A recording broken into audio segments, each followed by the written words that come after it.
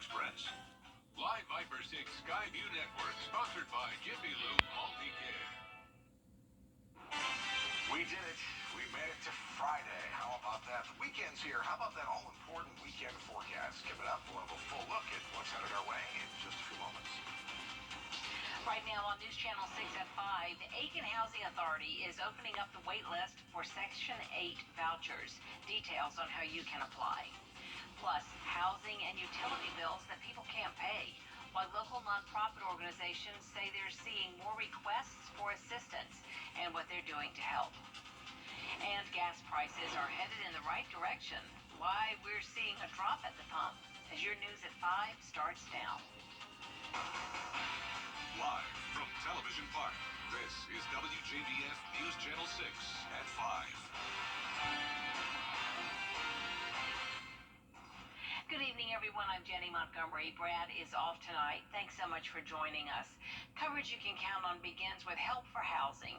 People in Aiken who need help for affordable housing have a chance now to apply. News Channel 6's Aiken Bureau Chief Sean Cabbage-Stock shows us how the program works. Oh my God, it was so easy. It's just like getting a job, basically. The Aiken Housing Authority will take online applications for housing assistance for 1 day only next week. Actually, I feel like it's a good program for single mothers, because I am a single mother. You know, you feel like, oh, I don't want to do Section 8 because they're going to stereotype me. No, it's not like that type of program. They actually help you. The Section 8 Housing Choice Voucher Program helps low-income families afford decent, safe housing of their choice. I'm staying in an apartment now, but it's from somebody I know, so I just looked up. But I don't know how long that's going to last. A predetermined amount of the voucher is set by a case manager. You pay 70% of my rent, because my rent is $900. If I didn't have Section 8, I don't really think the way the economy is going, I wouldn't be able to afford that by myself. Traditionally, it has a waiting list. 11 months to the max. And like I said, once you tell them that you got a job, you actually move up on the waiting list, but it actually helps to have a job when you apply for Section 8. But the Aiken Housing Authority is giving people who need help the chance to apply online on January 25th from 8 a.m. to 5 p.m. I've been homeless about 3 weeks now. I've been walking the streets. I have been going to different places like real estate. It's nothing there, and the shelter is closed. But with Section 8 help, oh my God, it's a big help. It's a big help. So if you want it and you need the help, go apply. Like, it's out there. In Aiken, I'm Aiken Bureau Chief Sean Cabbage-Stock, WJBF News Channel 6. Local nonprofit organizations say they're seeing an increased need for rental assistance services. Rising inflation and high rent prices are leading more people to ask for help. The Salvation Army says it's seeing more people needing help paying their utility bills and asking for rental assistance. The Homeless Task Force, which works with the United Way, has also seen an increase in requests for help. Which is why it's so important for us to have programs in place to help folks get to better stages in their lives by way of job skills trainings, economic development opportunities, job creation. Because absent of that, we're going to continue having people needing help with just everyday expenses. If you need rent assistance, you can text RENT to 50503 or call 211. Property taxes across Columbia County may be going up, and Harlem is no exception. How much you pay in property taxes is determined by an equation: millage rate times home appraisal. When your home value goes up, so do your property taxes. The millage rate in Harlem has remained at 9.35 since 2016, but home values are increasing. We've had about a 15% growth in the past year. So there are more people coming into town. There are newer homes being built, which are causing the older homes to rise in value. Same way all the way across Columbia County. A second public hearing is Monday at 7 o'clock at the Public Safety Building. City Council will take a vote after that. Any change in property tax would take effect January 1st. It is time now for a first check of our forecast. The rest of your weekend forecast in just a few minutes, Jenny. All right, Tim, thanks so much. New tonight, Steve Bannon has been found guilty of contempt of Congress. The longtime ally of former President Trump was convicted of refusing to appear and refusing to provide documents to the House committee investigating the January 6th insurrection at the U.S. Capitol. Bannon says he will appeal the verdict. A second arrest has been made in the disappearance of Simon Powell in Burke County. U.S. Marshals arrested Mitchell Lambert in Cumming, Georgia. He's charged with murder, kidnapping, and armed robbery. It's been 6 years since Simon Powell was last seen. Crews have been searching ponds throughout Burke County over the past week, but so far divers have been unable to locate any evidence. A $30,000 reward is still being offered for more arrests in this case. Police in Columbia, South Carolina suspect a woman found dead in Warren County may be a missing nursing student. Last week, 39-year-old Shauna Brown was reported missing after she didn't show up for school in Alabama. A car matching hers was found in a wooded area off I-20 near exit 154 in Warren County. A woman wearing medical scrubs was found inside. While we have not positively identified the person inside, we do believe it is the body of Shauna Brown. We're working with the family to positively identify her, and it's not the outcome we wanted, but we're working with the family very closely to bring them some closure. An autopsy has been ordered to confirm the victim's identity. A local jailer is on the other side of the law today. 31-year-old Colette Dunbar is accused of bringing about 260 grams of marijuana to the Trenton Correctional Institution where she worked. She's facing several charges, including intent to distribute and providing contraband to a prisoner. Dunbar has since been fired. The fetal heartbeat law is now in effect across South Carolina. Attorney General Alan Wilson says a federal appellate court removed the injunction that blocked the law. It bans nearly all abortions once a heartbeat is detected. This is typically around the 6th week of pregnancy. This week, a panel of state lawmakers advanced a bill draft that would ban nearly all abortions. It does not include exceptions for rape or incest. Some good news for drivers. Gas prices are starting to drop. News Channel 6's Nikita Dennis spoke with people at the pump who say they are excited about the lower prices. After rising steadily most of the year, gas prices are finally starting to go back down. Experts say prices have declined by an average of 58 cents per gallon over the past 37 days. This is the fastest in over a decade. It's welcome news for drivers like James Drain. Oh, I love it. I got several vehicles and a boat, so the price is going down. That means I get a chance to get out and get on the water. Drain says he has been spending more than $200 a week on gas recently. Others I spoke with say they hope prices continue to decrease to keep more money in their pockets. There are 4 states with average gas prices under $4, including Georgia and South Carolina. As of last week, wholesale gas prices are down by $1 per gallon. I think it'll probably drop a little more. They probably go up during the holiday season. In Augusta, Nikita Dennis, WJBF News Channel 6. South Carolina's tax-free weekend is coming up in 2 weeks. A lot of supplies are going to be exempt from the 6% state sales tax and certain local taxes. And the items include clothing, school supplies, and computers. It's a good time for parents, students, and teachers to stock up before the start of school. A lot of teachers do buy tons of supplies to either get the year started or to kind of keep the year going as students run out. So it does benefit parents, but it also benefits teachers as well to be able to come in and get the supplies tax-free.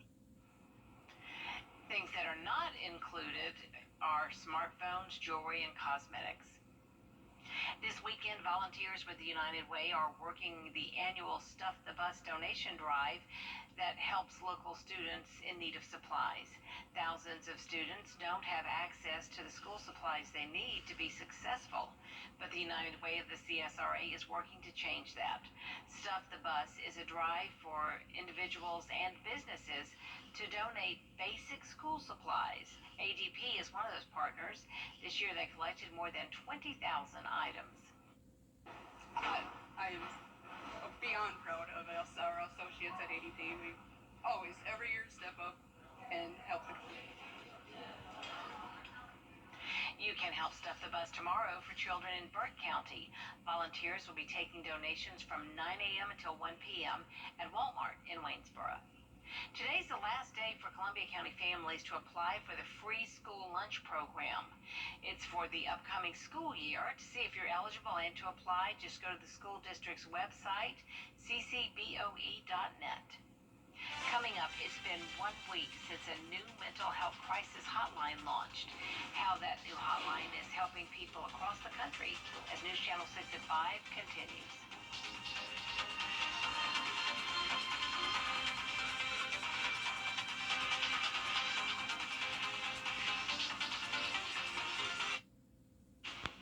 Today. Experts say they're seeing results after putting a new nationwide suicide prevention lifeline into use. Jesse Teneur spoke with the nation's top health officials about the government's efforts to improve mental health across the country. 1 week into the new nationwide suicide lifeline, HHS Secretary Javier Becerra says calls remain steady, but texts are skyrocketing. So many young people use the chat and text function instead of making the phone call. The Biden administration invested more than $400 million to allow states to establish a new, higher-tech 988 suicide lifeline that accepts text messages. Nearly 50,000 Americans die by suicide every year, and Maryland Congressman David Trone says they're getting younger and younger. One call, one discussion, one person can stop that impulsivity that leads us to the loss of a life. Those answering the calls and texts say they not only hear from people in crisis and their family members, but also from therapists, school counselors, and pediatricians who then connect their clients. This is a problem. Rachel Larkin, a hotline director, says suicide prevention is not a required part of education or training for mental health professionals, and it should be. It is like going to your primary care physician and then not taking your pulse.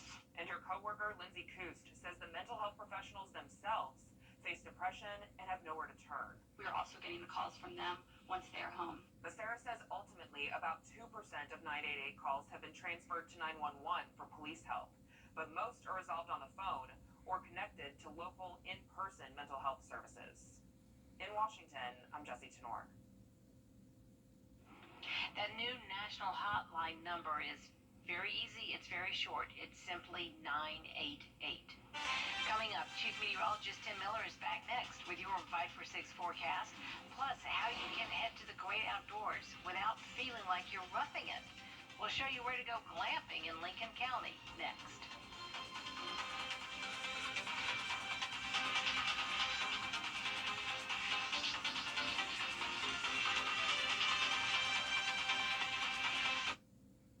Songs, the 4 times say, right?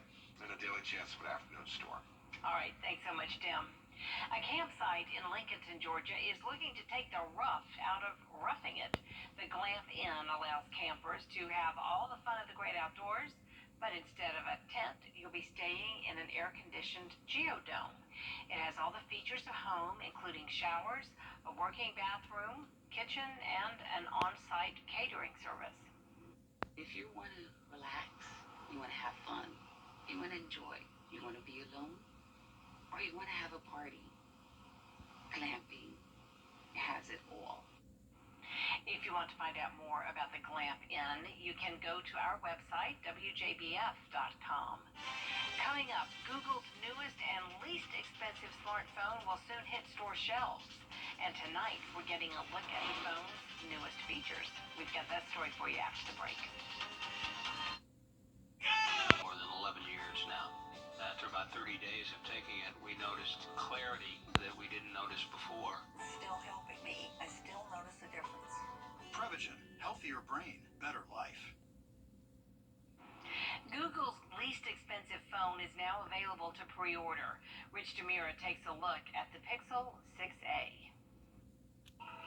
A serene location to test out Google's latest low-price smartphone, the Joseon Tea House in Glendale. At $450, Google Pixel 6a is the company's least expensive smartphone. It fits easily into your pocket and has an outstanding camera. Everyday shots are effortless and will almost always look great. Magic Eraser is a neat way to get rid of things and people in your pictures. New is a camouflage option, which changes the color of objects so they don't distract from the subject. It's really the software that makes this phone shine, like the ability to reveal wait times for toll-free numbers, transcribe phone tree menus, or even wait on hold for you. Voice typing is the best on any smartphone. It's also a translation genius. はい、ここはグレンデール市の小西庵と言います。This is a room for making tea called Shosein in Glendale. Whether it's a sign, spoken language, or a video you're watching on screen, Google software is uncluttered and unassuming, yet powerful. SOS mode can automatically dial 911 if you're in a crash, and if you feel unsafe, the phone can automatically record a video, upload it to the cloud, and send the link to a friend. The downsides of this budget phone? The screen can feel sluggish, even though the processor is perfectly fast. The fingerprint sensor is slower and less accurate than other phones. Still, if you want a peaceful phone experience, the Pixel 6a is simple, smart, and always ready to help. My goodness. I'm back at 6, but there's much more coming up at 5:30. John Hart's here now with a look. All right, Jenny, come